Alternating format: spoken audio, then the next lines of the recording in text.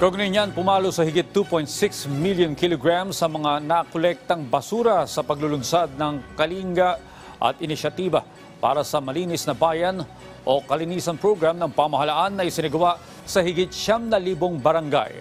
Batay din sa National Status Report ng Department of the Interior and Local Government, nasa 580,000 na individual ang nakaisa sa Clean Up Drive mula sa iba't ibang rehiyon, kabilang ang National Capital Region, Cagayan Valley, Central Luzon, Calabarzon, Mimaropa at Soc-Sargen.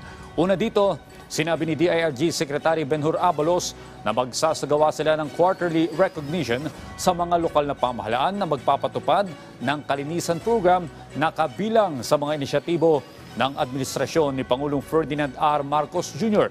Hinimok naman ng kalihim ang mga lokal na pamahalaan na magpasa ng ordinansa na magpapataw ng community service sa mga individual na mahuhuling nagkakalat o hindi nagtatapon ng basura sa hindi tamang lugar.